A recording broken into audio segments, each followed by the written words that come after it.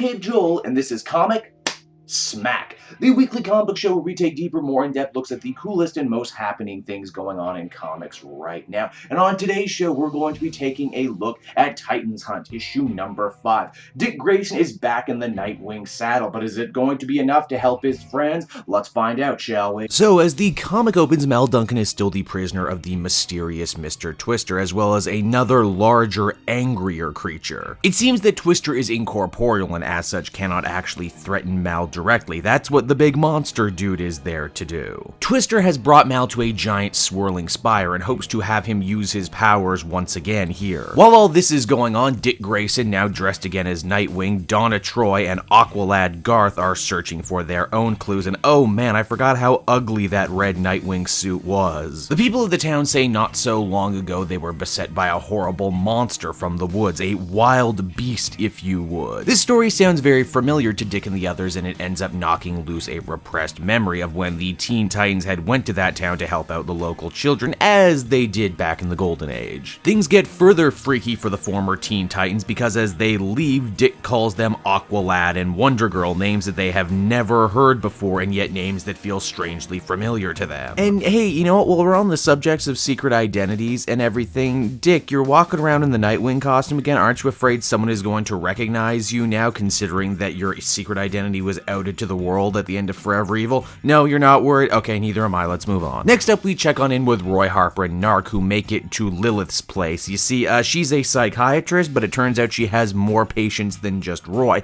She's actually in the process of seeing Hawk from Hawk and Dove, only he freaks the hell out and attacks the two other heroes. Once again, it seems like Lilith knows way more than she's letting on, and this whole event takes a heavy toll on her. Our three heroes decide to venture deep into the woods and chase down this wild beast lead, figuring that if they do, it'll get them that much closer to uncovering the truth of their own situation. And wouldn't you know it, the wild beast turned out to be Mammoth, yet another longtime Teen Titans villain, who, FYI, I don't think has ever looked better here. I gotta love this redesign. It's new and intimidating, yet also very evocative of his original character design. As the comic winds down, Mr. Twister lets Mal, and by extension the reader, in on his evil plot. Apparently, he was the last villain that the Teen Titans ever fought. Mal did something, used the power of his voice, and was able to erase him from existence, in doing so also making everyone else in the world forget the Teen Titans ever existed. But now Twister has brought Mal as his prisoner to a place where the barriers between time and space are weakened. He's going to have him sing another song, and in doing so undo what he did all those years ago. After a couple issues worth of spinning their wheels, I'm happy to say Titans Hunt number 5 kicks in the turbos. It's great to see the old team back together, working a mission like they did back in the good old days. Heck, I'm even liking what they've done with Mr. Twister, a perennial D-lister who's actually gotten one hell of a redesign and a good motivation for doing his evil deeds. I give this one a very positive 8.5 out of 10, and I can't wait to see what happens next. Hey everyone, thanks so much for watching my newest video. I hope you enjoyed it, and I hope you'll feel like checking out some more videos I have on offer here at Cape Joel.